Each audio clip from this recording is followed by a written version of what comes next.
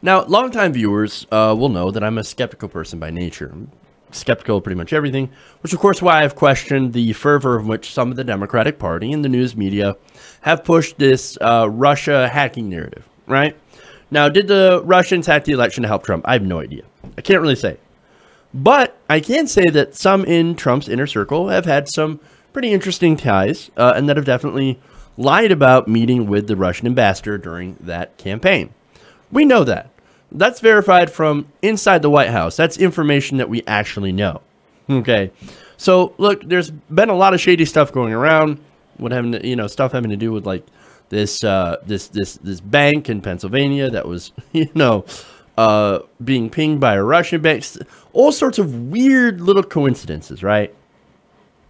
Now, here's something that's very new. This is actually somebody who's incredibly close to Donald Trump. Well, who can get closer to Donald Trump than his son, who over the weekend made a stunning admission.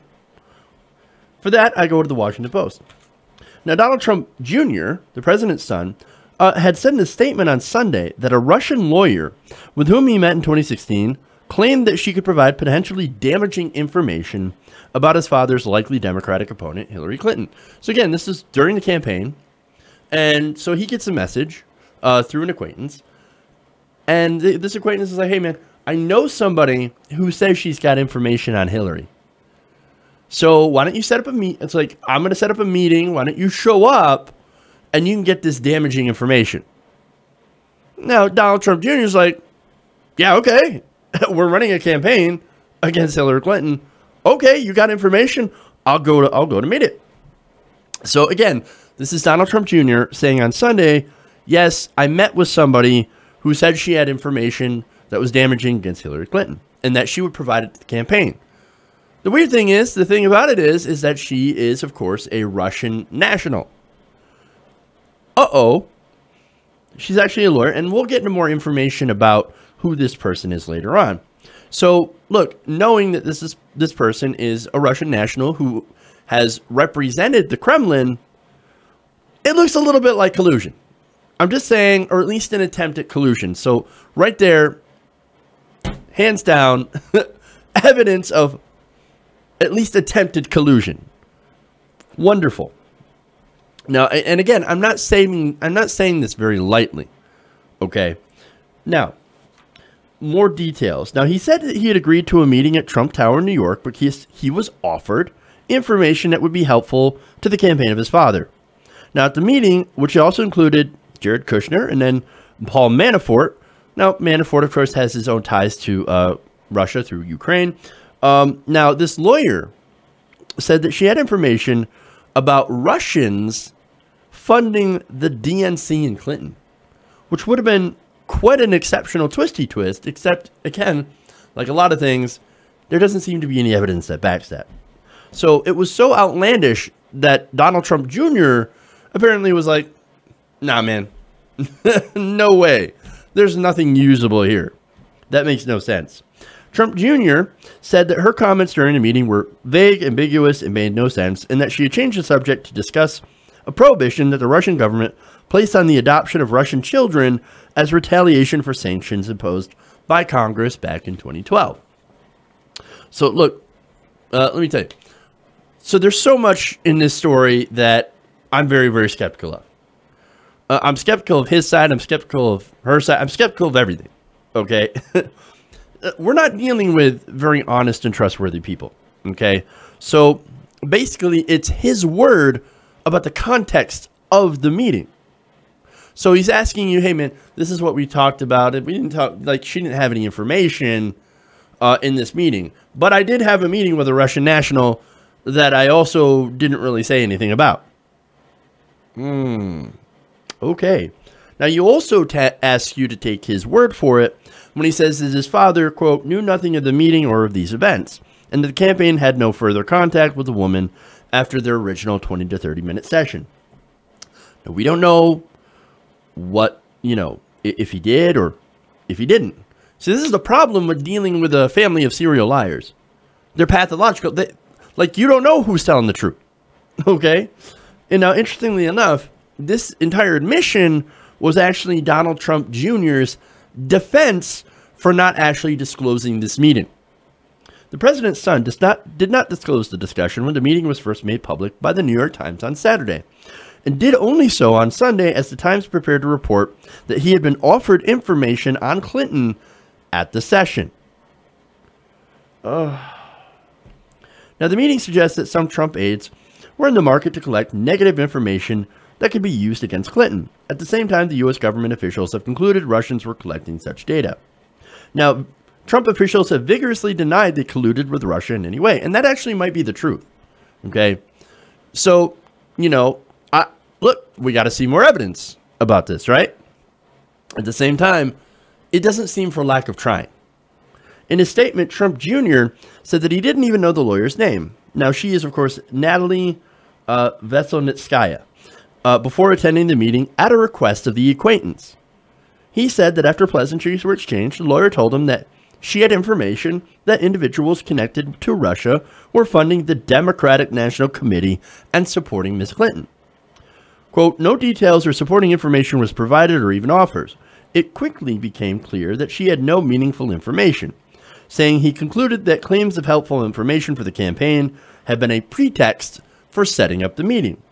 So let's get this straight here, okay? So here you had an unnamed acquaintance that set up a meeting for Donald Trump Jr. because he or she knew that they were looking for dirt on Hillary Clinton. Now, that's not surprising at all. That shouldn't surprise you. It's a political campaign. Of course they're going to do opposition research.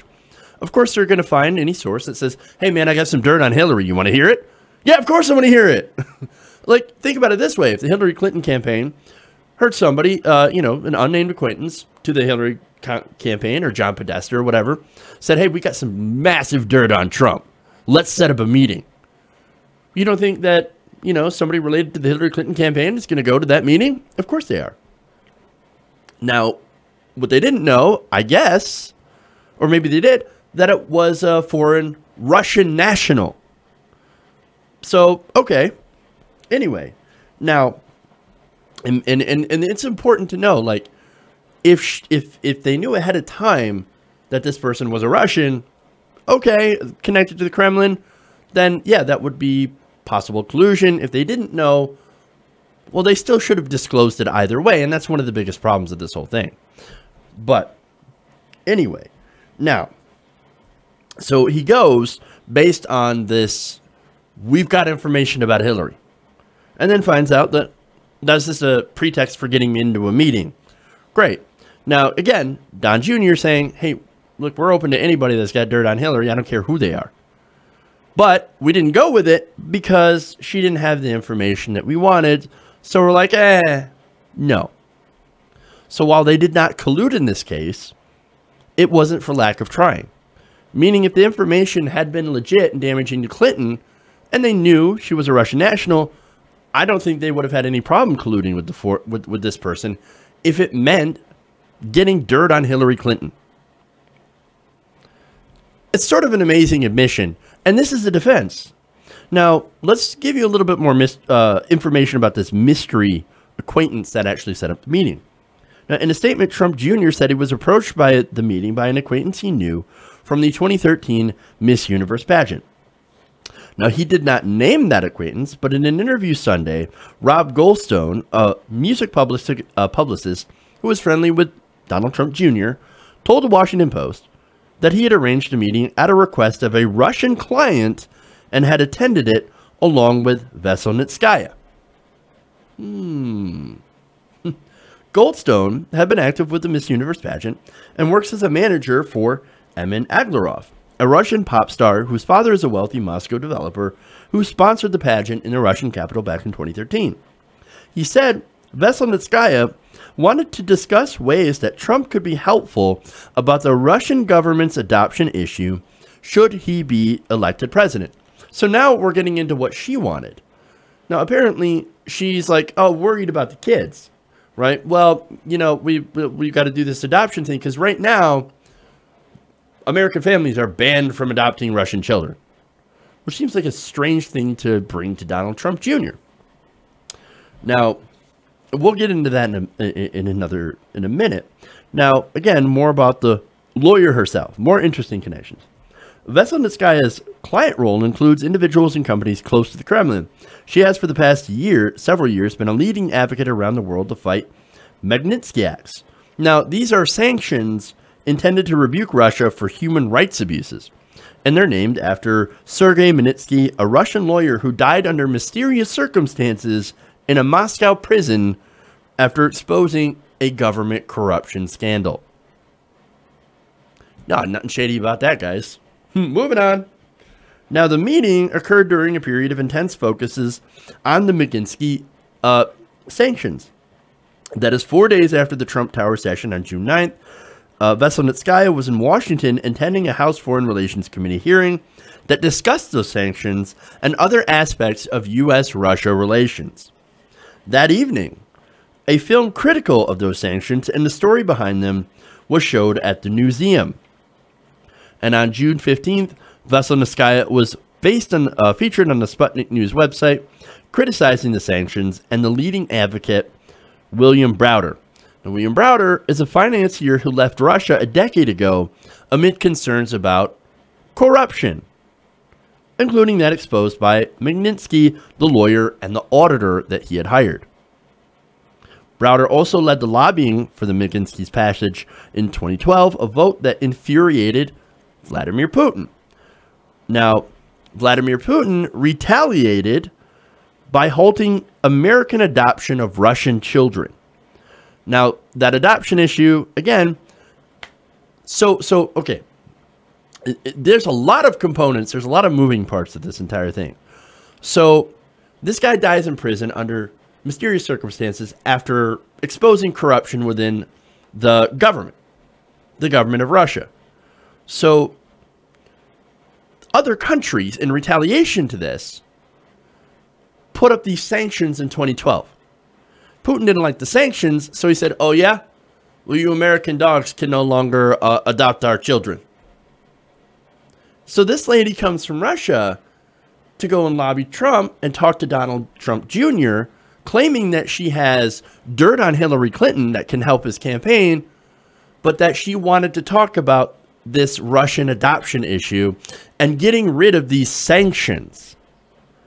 So putting it all together, look, again, a lot of this is very circumstantial, but when you try to look at the big puzzle, the big picture, those puzzle pieces tend to fit together rather strangely, and in not a good way. But hey, look, and to be fair, she might actually really just care about the kids. And let me say, look, Putin, he's a bad guy. We know he's a bad guy. I've always felt like he's a bad guy. Now, in response to the sanctions, he's going after the kids. What did the kids do? The kids didn't do anything. Those kids deserve a home. And if somebody from America wants to adopt a Russian kid, great. Wonderful. So, but regardless of that, she was attempting to influence and collude with a American presidential campaign to get what could have been the next president of the United States to end up lifting these sanctions, which happened to be sanctions that Vladimir Putin doesn't like. So whether they were working together on this goal or whether she was like, hey, I'm just caring about the children. What about the children? Okay, well, let's do this. I don't know. I don't really know of her motivations beyond what I can, read in an article, and the rest is speculation.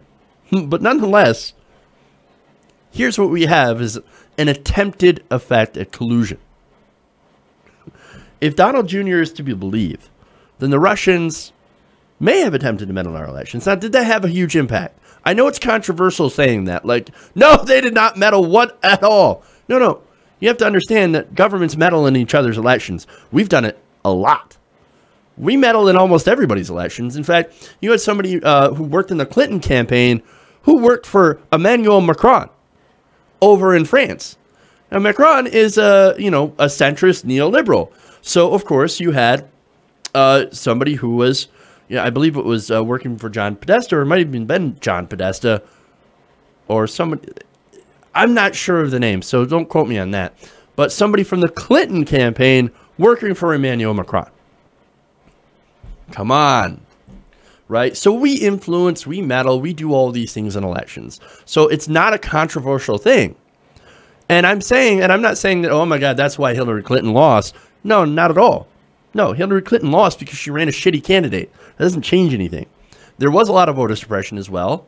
You know, you look up interstate cross-checks, Chris Kobach, of course, and all that stuff. So, but look, all those things can be true at once.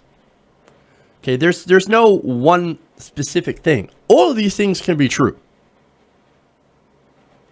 Now, I go after the media and the Democrats for not covering that kind of stuff, right? Or not for not covering this kind of stuff. Like, I go after the Democrats for covering it way too much at the expense of other things and using Russia to blame them for the loss of 2016. The ongoing media narrative on Russia tends to ignore those other factors that actually did contribute to the loss of Hillary Clinton to Donald Trump. But make no mistake, all those things can be true. And so if Trump and members of his campaign, I believe, personally, based on what I've saw, the evidence that I've seen, that if he did have an opportunity to collude, that helped them gain an upper hand, I don't think they would care at all who it came from. Whether it become a Russian national or somebody else. They would use it to get an upper hand because, again, they're all about winning. And I have no doubt that they would actually, in order to win, do that, to take that opportunity. And this is certainly what it seemed like it would. Hey, everybody, thanks for watching this video. If you want to see more like this, please hit the subscribe button below. And if you want to support truly independent progressive media, please consider becoming a patron at patreon.com/TYTNation.